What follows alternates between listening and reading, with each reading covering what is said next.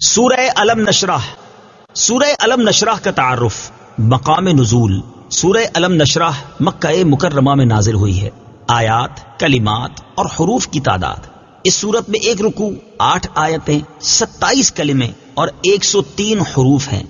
علم نشرح نام رکھنے کی وجہ، اس سورت کے 3 نام ہیں: سورہ شرح، سورہ انشرح اور سورہ علم نشرح، اور یہ تینوں نام اس سورت کی پہلی آیت سے ماخوذ ہیں. سورہ علم نشرح کے مضامین. اس سورت کا مرکزی مضمون یہ ہے کہ اس میں تاجدار رسالت صلی اللہ تعالی علیہ وآلہ وسلم کی شخصیت اور آپ صلی اللہ تعالی علیہ وآلہ وسلم کی سیرت مبارکہ پر کلام کیا گیا ہے، اور اس میں یہ مضامین بیان ہوئے ہیں. نمبر 1، اس سورت کی ابتدا میں سید المرسلین صلی اللہ تعالی علیہ وآلہ وسلم کو عطا کی گئی نعمتیں بیان کی گئیں کہ اللہ تعالیٰ نے آپ کی خاطر ہدایت، معرفت، نصیحت، نبوت اور علم و حکمت کے لیے آپ کے سینہ اقدس کو کشادہ اور وسیع کر دیا، اور شفاعت قبول کیے جانے والا بنا کر آپ کے اوپر سے امت کے گناہوں کے غم کا وہ بوجھ دور کر دیا جس نے آپ کی پیٹھ توڑی تھی، اور آپ کی خاطر آپ کا ذکر بلند کر دیا. نمبر 2، مشکلات و مصائب کے بعد آسانیاں عطا کرنے کا وعدہ فرمایا گیا. نمبر 3، اس سورت کے آخر میں نماز سے فارغ ہونے کے بعد آپ صلی اللہ تعالی علیہ وآلہ وسلم کو آخرت کے لیے دعا کرنے اور اللہ تعالیٰ پر توکل کرتے رہنے کا حکم دیا گیا. نوٹ: اعلیٰ حضرت امام احمد رضا خان علیہ رحمت الرحمان کے والد ماجد حضرت علامہ مولانا نقی علی خان رحمت اللہ تعالی علیہ نے اس سورہ مبارکہ کی 445 صفحات پر مشتمل ایک تفسیر لکھی ہے، جس کا عربی نام الکلام الاوضح فی تفسیر علم نشرح اور اردو نام انوار جمال مصطفیٰ ہے. 8 آیات پر مشتمل اس سورت کی 445 صفحات تک پھیلی ہوئی اس تفسیر کو پڑھ کر قرآن پاک کی جامعیت کا کچھ اندازہ لگایا جا سکتا ہے. سورہ والضحیٰ کے ساتھ مناسبت. سورہ علم نشرح کی اپنے سے ماقبل سورت والضحیٰ کے ساتھ مناسبت یہ ہے کہ دونوں صورتوں میں اللہ تعالیٰ نے وہ نعمتیں بیان فرمائی ہیں جو اس نے اپنے حبیب صلی اللہ تعالی علیہ وآلہ وسلم کو عطا فرمائی ہیں. بسم اللہ الرحمن الرحیم. ترجمہ: اللہ کے نام سے شروع جو نہایت مہربان رحمت والا ہے. علم نشرح لک صدرک. ترجمہ: کیا ہم نے تمہاری خاطر تمہارا سینہ کشادہ نہ کر دیا؟ علم نشرح لک صدرک. کیا ہم نے تمہاری خاطر تمہارا سینہ کشادہ نہ کر دیا؟ تفسیر صراط الجنان میں ہے، اس سورت کا شان نزول یہ ہے کہ ایک روز سرکار دو عالم صلی اللہ تعالی علیہ وسلم نے بارگاہ الہی میں عرض کی: اے اللہ عز و جل، تو نے حضرت ابراہیم علیہ الصلوۃ والسلام کو اپنا خلیل ہونے کا شرف عطا فرمایا، حضرت موسیٰ علیہ الصلوۃ والسلام کو اپنے ساتھ کلام کرنے سے سرفراز کیا، حضرت ادریس علیہ الصلوۃ والسلام کو بلند مکان جنت تک رسائی دی، پہاڑوں اور لوہے کو حضرت داؤد علیہ الصلوۃ والسلام کا فرما بردار کر دیا، جنات، انسان اور تمام حیوانات حضرت سلیمان علیہ الصلوۃ والسلام کے تابع کر دیے، تو مجھے کس شرف اور کرامت سے خاص فرمایا ہے؟ اس پر یہ سورت نازل ہوئی جس میں گویا کہ ارشاد فرمایا گیا: اے حبیب صلی اللہ تعالی علیہ وآلہ وسلم، اگر ہم نے ابراہیم کو اپنا خلیل بنایا ہے تو آپ کی خاطر ہم نے آپ کا سینہ علم و حکمت اور معرفت کے نور سے کھول دیا، تاکہ مناجات کی لذت، امت کا غم، اپنی بارگاہ میں حاضری کا ذوق اور آخرت کے گھر کا شوق آپ کے دل میں سما جائے، آسمانی وحی کو اٹھانا آپ کے دل پر آسان ہو جائے، اللہ تعالیٰ کی طرف رغبت دینے کی تبلیغ کرنے پر آنے والے مصائب کو برداشت کر سکے، اور ان خوبیوں اور کرامتوں کی بدولت آپ کو وہ مقام حاصل ہو کہ حضرت ابراہیم علیہ الصلوۃ والسلام کے خلیل ہونے کو اس سے کچھ نسبت نہ رہے. اور اگر ہم نے حضرت موسیٰ علیہ الصلوۃ والسلام کو اپنے ساتھ ہم کلام ہونے کا شرف عطا کیا اور حضرت ادریس علیہ الصلوۃ والسلام کو بلند مکان تک رسائی عطا کی ہے، تو آپ کو اس غم سے نجات دی جو آپ کی پشت پر بہت بھاری تھا، اور آپ کو لا مقام میں بلا کر اپنے دیدار سے مشرف کیا، یہاں تک کہ ہم میں اور آپ میں ہماری شایان شان 2 کمانوں کے برابر بلکہ اس سے بھی کم فاصلہ رہ گیا، اور آسمانوں کی پوری سلطنت میں آپ کی قربت اور منزلت کا شہرہ ہو گیا. اگر ہم نے حضرت داؤد اور حضرت سلیمان علیہ الصلوۃ والسلام کو دنیا کی چند چیزوں پر حکومت بخشی ہے، تو آپ کو عالم علوی یعنی آسمانوں پر قدرت دی ہے کہ وہاں کے فرشتے خادموں کی طرح آپ کی بارگاہ میں حاضر رہتے ہیں اور آپ کے سپاہیوں کی طرح آپ کے دشمنوں سے لڑتے ہیں، اور آسمانوں میں کوئی چیز ایسی نہیں ہے جو آپ کی نبوت و رسالت سے واقف نہ ہو اور آپ کے حکم سے انحراف کرے. اعلیٰ حضرت رحمت اللہ تعالی اللہ تعالیٰ کے حبیب صلی اللہ تعالی علیہ وآلہ وسلم کی شان بیان کرتے ہوئے فرماتے ہیں: اصالت کل امامت کل، سیادت کل، عمارت کل، حکومت کل، ولایت کل، خدا کے یہاں تمہارے لیے فرشتے خدم، رسول حشم، تمام امم، غلام کرم، وجود و عدم، حدوث و قدم، جہاں میں عیاں تمہارے لیے، یہ طور کجا سپہر تو کیا کہ عرش اولا بھی دور رہا، جہد سے ورا وصال ملا، یہ رفعت شان تمہارے لیے۔ مفتی نعیم الدین مراد آبادی رحمت اللہ تعالی علیہ اس آیت کی تفسیر میں لکھتے ہیں، یعنی اے حبیب صلی اللہ تعالی علیہ وآلہ وسلم، ہم نے آپ کی خاطر آپ کے سینہ اقدس کو ہدایت، معرفت، نصیحت، نبوت اور علم و حکمت کے لیے کشادہ اور وسیع کر دیا، یہاں تک کہ عالم غیب اور عالم شہادت اس کی وسعت میں سما گئے اور جسمانی تعلقات روحانی انوار کے لیے مانے نہ ہو سکے، اور علوم لدنیہ، حکم الہیہ، معارف ربانیہ اور حقائق رحمانیہ آپ کے سینہ پاک میں جلوہ نما ہوئے۔ بعض مفسرین کے نزدیک اس آیت میں ظاہری طور پر سینہ مبارک کا کھلنا مراد ہے۔ احادیث میں مذکور ہے کہ ظاہری طور پر نبی کریم علیہ الصلوۃ والسلام کے سینہ مبارکہ کا کھلنا بھی بارہا ہوا، جیسے عمر مبارک کی ابتدا میں سینہ اقدس کھلا نزول وحی کی ابتدا کے وقت، اور شب معراج سینہ مبارک کھلا، اور اس کی شکل یہ تھی کہ حضرت جبریل امین علیہ الصلوۃ والسلام نے سینہ پاک کو چاک کر کے قلب مبارک نکالا اور زرعی تشت میں آب زمزم سے غسل دیا اور نور و حکمت سے بھر کر اس کو اس کی جگہ پر رکھ دیا۔ آیت أَلَمْ نَشْرَحْ لَكَ صَدْرَكَ سے حاصل ہونے والی معلومات، اس سے دو باتیں معلوم ہوئیں۔ نمبر ایک، دنیا کی حقارت اور آخرت کے کمال کے علم سے سینے کا کھل جانا اللہ تعالیٰ کی بہت بڑی نعمت ہے۔ ایک اور مقام پر اللہ تعالیٰ ارشاد فرماتا ہے، فَمَن يُرِدِ اللَّهُ أَن يَهْدِيَهُ يَشْرَحْ صَدْرَهُ لِلْإِسْلَامِ وَمَن يُرِدْ أَن يُضِلَّهُ يَجْعَلْ صَدْرَهُ ضَيِّقًا حَرَجًا كَأَنَّمَا يَصَّعَّدُ فِي السَّمَاءِ۔ ترجمہ، اور جسے اللہ ہدایت دینا چاہتا ہے تو اس کا سینہ اسلام کے لیے کھول دیتا ہے، اور جسے گمراہ کرنا چاہتا ہے اس کا سینہ تنگ، بہت ہی تنگ کر دیتا ہے، گویا کہ وہ زبردستی آسمان پر چڑھ رہا ہے۔ اور حضرت عبداللہ بن مسعود رضی اللہ تعالیٰ عنہ فرماتے ہیں، تاجدار رسالت صلی اللہ تعالی علیہ وآلہ وسلم نے یہ آیت تلاوت فرمائی تو صحابہ کرام نے عرض کی، اس کھولنے سے کیا مراد ہے؟ ارشاد فرمایا، اس سے مراد وہ نور ہے جو مومن کے دل میں ڈالا جاتا ہے، جس سے اس کا دل کھل جاتا ہے۔ عرض کی گئی، کیا اس کی کوئی نشانی ہے جس سے اس کی پہچان ہو سکے؟ ارشاد فرمایا، ہاں، اس کی 3 علامتیں ہیں۔ نمبر 1، آخرت کی طرف رغبت، نمبر 2، دنیا سے نفرت، اور نمبر 3، موت سے پہلے آخرت کی تیاری۔ نمبر 2، حضور اقدس صلی اللہ تعالیٰ علیہ وآلہ وسلم اللہ تعالیٰ کے ایسے حبیب ہیں کہ اللہ تعالیٰ نے بن مانگے ان کا مقدس سینہ ہدایت اور معرفت کے لیے کھول کر انہیں یہ نعمت عطا کر دی۔ وَوَضَعْنَا عَنْكَ وِزْرَكَ الَّذِي أَنقَضَ ظَهْرَكَ۔ ترجمہ، اور ہم نے تمہارے اوپر سے تمہارا بوجھ اتار دیا جس نے تمہاری پیٹھ توڑی تھی۔ وَوَضَعْنَا عَنْكَ وِزْرَكَ، اور ہم نے تمہارے اوپر سے تمہارا بوجھ اتار دیا۔ تفسیر صراط الجنان میں ہے، اس بوجھ سے کیا مراد ہے؟ اس کے بارے میں مفسرین کا ایک قول یہ ہے کہ اس سے وہ غم مراد ہے جو حضور پرنور صلی اللہ تعالی علیہ وآلہ وسلم کو کفار کے ایمان نہ لانے کی وجہ سے رہتا تھا۔ دوسرا قول یہ ہے کہ اس بوجھ سے امت کے گناہوں کا غم مراد ہے جس میں آپ صلی اللہ تعالی علیہ وآلہ وسلم کا قلب مبارک مشغول رہتا تھا۔ مراد یہ ہے کہ اے حبیب صلی اللہ تعالی علیہ وآلہ وسلم، ہم نے آپ کو شفاعت قبول کیے جانے والا بنا کر غم کا وہ بوجھ دور کر دیا جس نے آپ کی پیٹھ توڑ دی تھی۔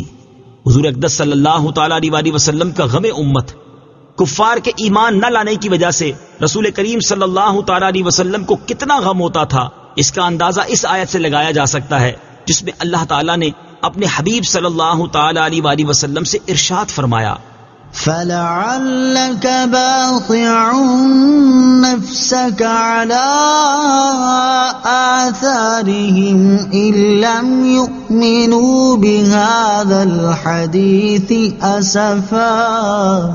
ترجمہ، اگر وہ اس بات پر ایمان نہ لائیں تو ہو سکتا ہے کہ تم ان کے پیچھے غم کے مارے اپنی جان کو ختم کر دو. اور امت کے بارے میں آپ صلی اللہ تعالی علیہ وسلم کا کیا حال تھا اس کا اندازہ اس آیت سے لگایا جا سکتا ہے. چنانچہ ارشاد باری تعالی ہے لقد جاءكم رسول من أنفسكم عزيز عليه ما عنتم حريص عليكم بالمؤمنين رؤوف رحيم. ترجمہ: بے شک تمہارے پاس تم میں سے وہ عظیم رسول تشریف لے آئے جن پر تمہارا مشقت میں پڑنا بہت بھاری گزرتا ہے. وہ تمہاری بھلائی کے نہایت چاہنے والے، مسلمانوں پر بہت مہربان، رحمت فرمانے والے ہیں. اور اس حدیث سے بھی اس کا اندازہ لگایا جا سکتا ہے. چنانچہ حضرت عبداللہ بن عمرو بن عاص رضی اللہ تعالی عنہما فرماتے ہیں کہ رسول کریم صلی اللہ تعالی علیہ وسلم نے قرآن پاک میں سے حضرت ابراہیم علیہ السلام کے اس قول کی تلاوت فرمائی: رب إنهن أضللن كثيرا من الناس فمن تبعني فإنه مني ومن عصاني فإنك غفور رحيم. ترجمہ: اے میرے رب، بے شک بتوں نے بہت سے لوگوں کو گمراہ کر دیا، تو جو میرے پیچھے چلے تو بے شک وہ میرا ہے، اور جو میری نافرمانی کرے تو بے شک تو بخشنے والا مہربان ہے. اور وہ آیت تلاوت فرمائی جس میں حضرت عیسیٰ علیہ السلام کا یہ قول ہے: إِن تُعَذِّبْهُمْ فَإِنَّهُمْ عِبَادُكَ وَإِن تَغْفِرْ لَهُمْ فَإِنَّكَ أَنْتَ الْعَزِيزُ الْحَكِيمُ. ترجمہ: اگر تو انہیں عذاب دے تو وہ تیرے بندے ہیں، اور اگر تو انہیں بخش دے تو بے شک تو ہی غلبے والا، حکمت والا ہے. تو حضور پرنور صلی اللہ تعالی علیہ وسلم پر گریہ طاری ہو گیا اور اپنے دست اقدس اٹھا کر دعا کی: اے اللہ عز و جل، میری امت. اللہ تعالیٰ نے حضرت جبرائیل سے فرمایا: اے جبرائیل، میرے حبیب صلی اللہ تعالی علیہ وسلم کی بارگاہ میں جاؤ، تمہارا رب خوب جانتا ہے، مگر ان سے پوچھو کہ انہیں کیا چیز رلا رہی ہے. حضرت جبرائیل علیہ السلام حضور اکرم صلی اللہ تعالی علیہ وسلم کی بارگاہ میں حاضر ہوئے اور پوچھا تو انہیں رسول اللہ صلی اللہ تعالی علیہ وسلم نے اپنی عرض معروض کی خبر دی. اللہ تعالیٰ نے حضرت جبرائیل سے فرمایا: تم میرے حبیب صلی اللہ تعالی علیہ وسلم کے پاس جاؤ اور ان سے کہو کہ إِنَّا سَنُرْضِيكَ فِي أُمَّتِكَ وَلَا نَسُوءُكَ. آپ کی امت کی بخشش کے معاملے میں ہم آپ کو راضی کر دیں گے اور آپ کو غمگین نہ کریں گے. اعلیٰ حضرت امام احمد رضا خان علیہ رحمت الرحمان فرماتے ہیں: جانے برادر، تو نے کبھی سنا ہے کہ جس کو تجھ سے الفت صادقہ ہے وہ تیری اچھی بات سن کر چیں بجبیں یعنی ناراض ہو اور اس کی محو یعنی ختم کرنے کی فکر میں رہے؟ اور پھر محبوب بھی کیسا، جانے ایمانو کان احسان، جس کے جمال جہاں آرا کا نظیر کہیں نہ ملے گا، اور خامۂ قدرت یعنی تقدیر کے قلم نے اس کی تصویر بنا کر ہاتھ کھینچ لیا کہ پھر کبھی ایسا نہ لکھے گا. کیسا محبوب جسے اس کے مالک نے تمام جہان کے لیے رحمت بھیجا. کیسا محبوب جس نے اپنے تن پر ایک عالم کا بار اٹھا لیا. کیسا محبوب جس نے تمہارے غم میں دن کا کھانا، رات کا سونا ترک کر دیا. تم رات دن اس کی نافرمانیوں میں منہمک اور لہو و لعب میں مشغول ہو، اور وہ تمہاری بخشش کے لیے شب و روز گریاں و ملول. شب کہ اللہ عز و جل نے آسائش کے لیے بنائی، اپنے تسکین بخش پردے چھوڑے ہوئے موقوف ہے. صبح قریب ہے، ٹھنڈی نسیموں کا پنکھا ہو رہا ہے، ہر ایک کا جی اس وقت آرام کی طرف جھکتا ہے. بادشاہ اپنے گرم بستروں، نرم تکیوں میں مست خواب ناز ہے، اور جو محتاج بے نوا ہے اس کے بھی پاؤں 2 گز کی کملی چادر میں دراز. ایسے سہانے وقت ٹھنڈے زمانے میں وہ معصوم، بے گناہ، پاک داماں، عصمت پناہ اپنی راحت و آسائش کو چھوڑ کر خواب و آرام سے منہ موڑ جبین نیاز آستانہ عزت پر رکھے ہے کہ الہی میری امت سیاہ کار ہے، درگزر فرما اور ان کے تمام جسموں کو آتش دوزخ سے بچا. جب وہ جانے راحت کانے رافت پیدا ہوا، بارگاہ الہی میں سجدہ کیا اور رب حبلی امتی فرمایا، جب قبر شریف میں اتارا لبے جاں بخش کو جنبش تھی، بعض صحابہ نے کان لگا کر سنا، آہستہ آہستہ امتی امتی فرماتے تھے۔ قیامت کے روز کہ عجب سختی کا دن ہے، تانبے کی زمین ننگے پاؤں، زبانے پیاس سے باہر، آفتاب سروں پر، سائے کا پتہ نہیں، حساب کا دغدغہ، ملک قہار کا سامنا، عالم اپنی فکر میں گرفتار ہوگا، مجرمان بے یار دام آفت کے گرفتار، جدھر جائیں گے سوا نفسی نفسی اذهبوا الی غیری، کچھ جواب نہ پائیں گے۔ اس وقت یہی محبوب غم گسار کام آئے گا، کفل شفاعت اس کے زور بازو سے کھل جائے گا، امامہ سر اقدس سے اتاریں گے اور سر بسجود ہو کر یا رب امتی فرمائیں گے۔ تو ایسے محبوب غم خار اور غم گسار آقا کی سچی فضیلتوں کو مٹانا اور دن رات ان کے اوصاف کی نفی کی فکر میں رہنا اور ان کی اطاعت سے منہ موڑنا اور ان کی نافرمانی پر کمر بستہ ہونا کتنی بڑی ناانصافی ہے۔ وَرَفَعْنَا لَكَ ذِكْرَكَ، ترجمہ، اور ہم نے تمہاری خاطر تمہارا ذکر بلند کر دیا۔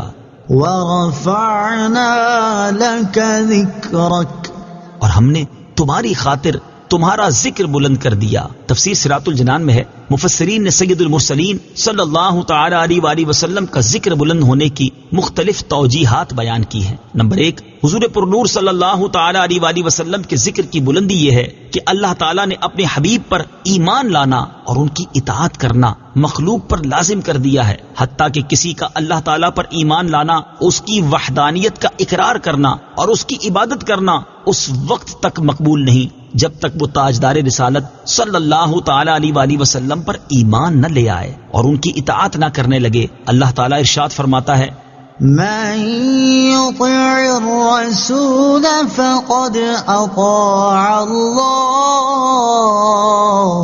ترجمہ، جس نے رسول کا حکم مانا بے شک اس نے اللہ کا حکم مانا۔ اور ارشاد فرمایا، فلا وربك لا يؤمنون حتى يحكموك فيما شجر بينهم ثم لا يجدوا في أنفسهم حرجا مما قضيت ويسلموا تسليما۔ ترجمہ، تو اے حبیب تمہارے رب کی قسم، یہ لوگ مسلمان نہ ہوں گے جب تک اپنے آپس کے جھگڑے میں تمہیں حاکم نہ بنا لیں، پھر جو کچھ تم حکم فرما دو اپنے دلوں میں اس سے کوئی رکاوٹ نہ پائیں اور اچھی طرح دل سے مان لیں۔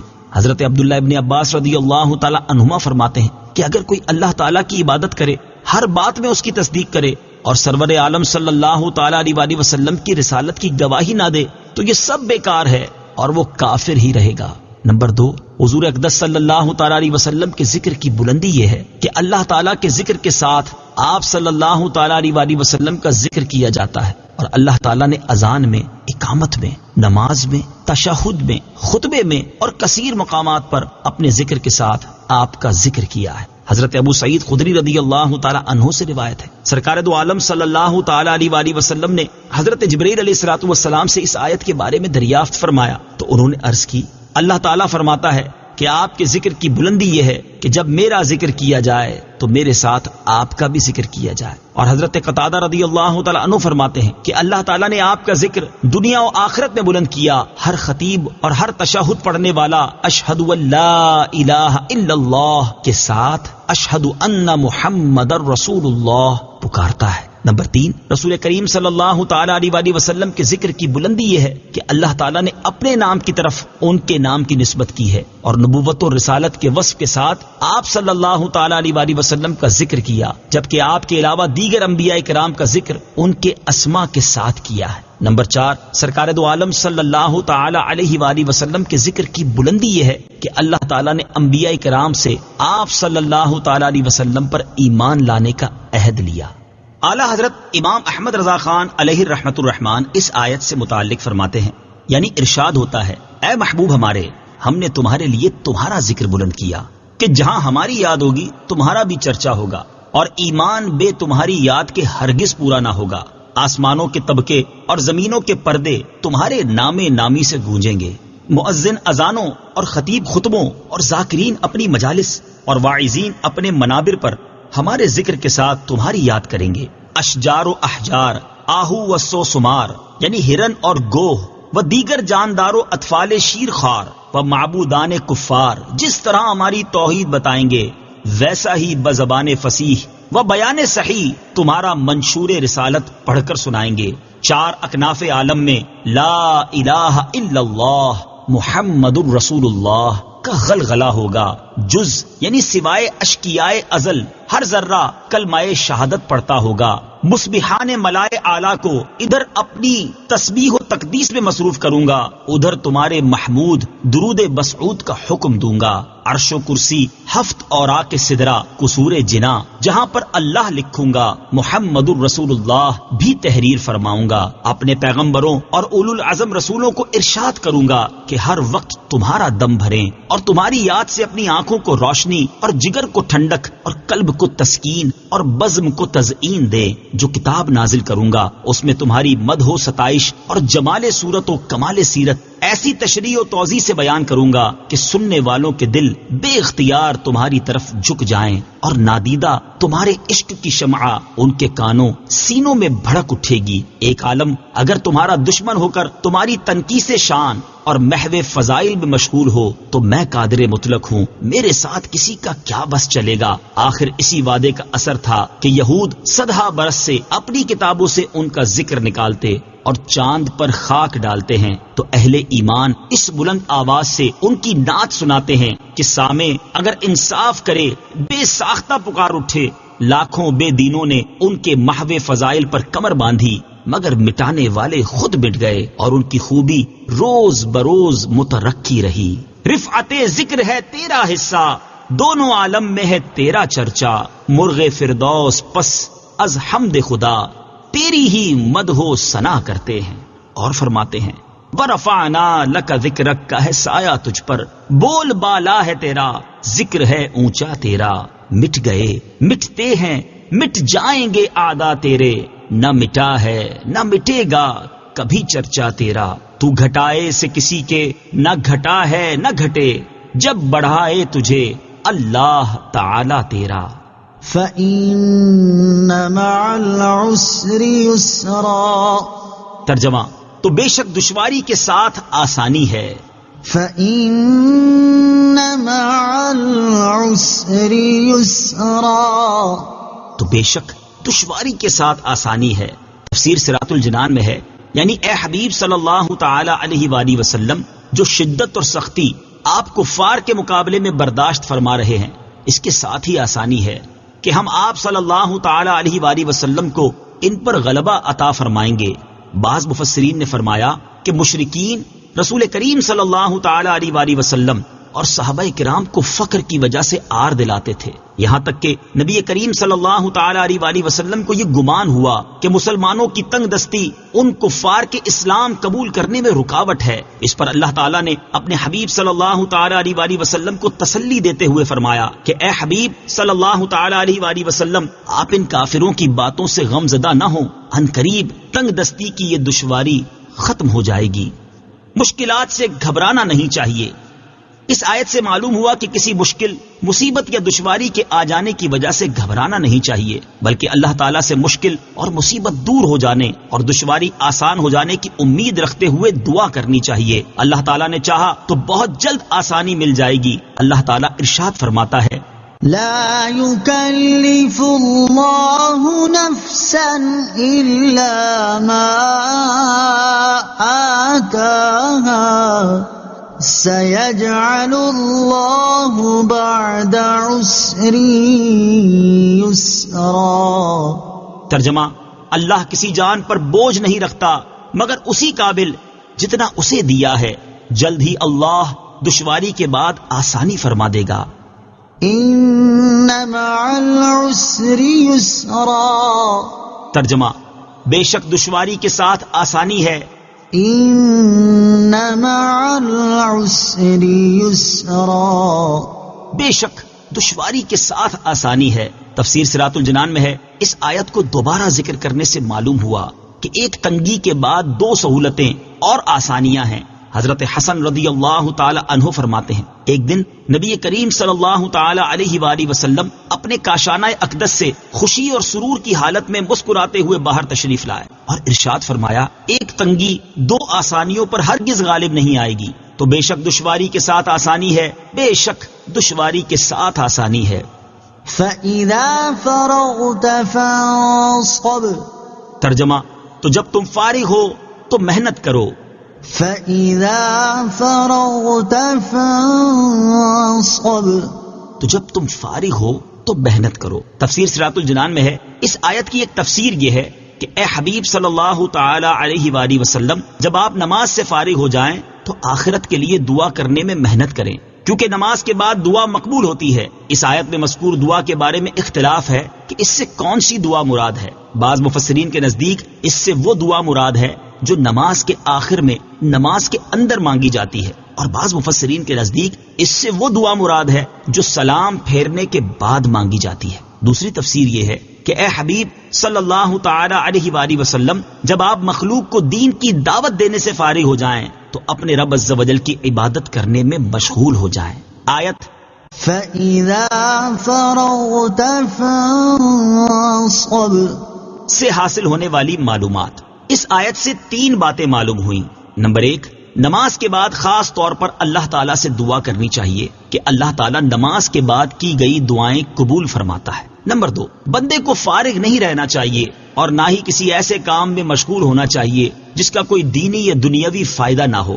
حضرت ابو ہریرہ رضی اللہ تعالی عنہ سے روایت ہے رسول اللہ صلی اللہ تعالی علیہ وآلہ وسلم نے ارشاد فرمایا انسان کے اسلام کی خوبیوں میں سے ایک خوبی یہ ہے کہ وہ اس چیز کو چھوڑ دے جو اسے فائدہ نہ دے۔ نمبر تین، جو خطیب، واعظ اور مبلغ حضرات رات گئے تک محافل اور اجتماعات میں عوام الناس کے سامنے خطاب، تقریر اور بیان کرتے ہیں، انہیں بھی چاہیے کہ وہ اس کام سے فارغ ہونے کے بعد اللہ تعالیٰ کی عبادت کرنے کی کوشش کریں۔ لیکن افسوس کہ فی زمانہ ایسے حضرات کی ایک تعداد ایسی ہے کہ جو آدھی رات بلکہ اس سے بعد تک بھی محافل اور اجتماعات میں اپنے خطاب، تقریر اور بیان کرنے کے معاملے میں تو انتہائی چست نظر آتے ہیں اور ان کے خطاب میں جوش اور ولولہ نمایاں نظر آتا ہے۔ جماعت چھوڑنے، نماز قضا کرنے یا بالکل ہی نہ پڑھنے کی سزاؤں پر مشتمل آیات و احادیث رو رو کر سنا رہے ہوتے ہیں، لیکن اس سے فارغ ہونے کے بعد نماز کے معاملے میں ان کی اپنی سستی کا یہ حال ہوتا ہے کہ وہ فجر کی نماز جماعت کے بغیر یا قضا کر کے پڑھتے ہیں اور دیگر نمازوں کی ادائیگی میں بھی انتہائی سستی سے کام لیتے ہیں۔ ایسے حضرات کو چاہیے کہ ان آیات اور احادیث کو پڑھ کر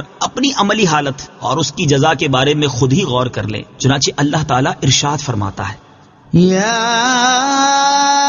ایھا الذین آمنوا لم تقولون ما لا تفعلون كبر مقتا عند الله أن تقولوا ما لا تفعلون۔ ترجمہ، اے ایمان والو وہ بات کیوں کہتے ہو جو کرتے نہیں؟ اللہ کے نزدیک یہ بڑی سخت ناپسندیدہ بات ہے کہ تم وہ کہو جو نہ کرو۔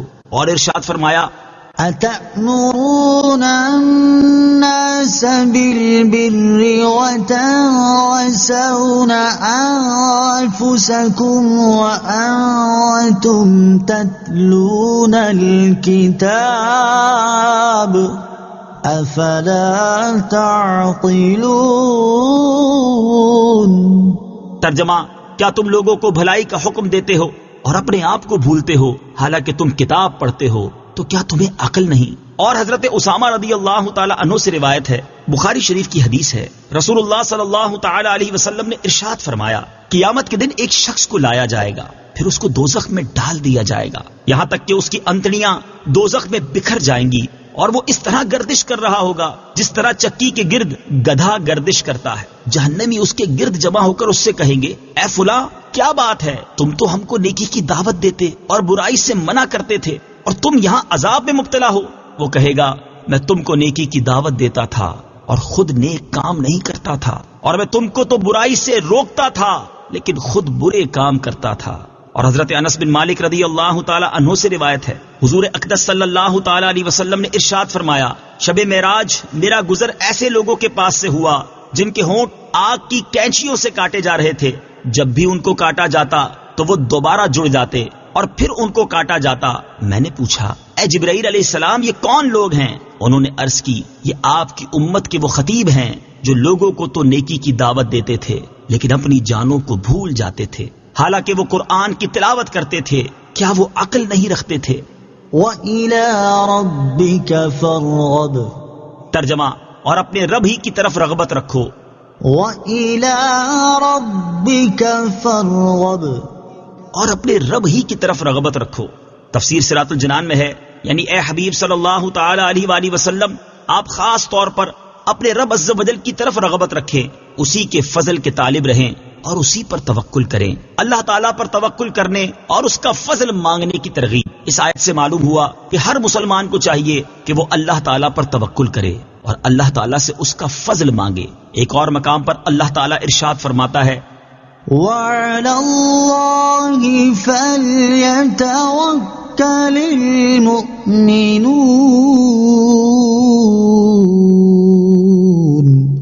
ترجمہ، اور مسلمانوں کو اللہ ہی پر بھروسہ کرنا چاہیے۔ اور حضرت عبداللہ ابن مسعود رضی اللہ تعالی عنہ سے روایت ہے، نبی کریم صلی اللہ تعالی علیہ وآلہ وسلم نے ارشاد فرمایا، اللہ تعالیٰ سے اس کا فضل مانگو کہ اللہ تعالیٰ مانگنے کو پسند فرماتا ہے۔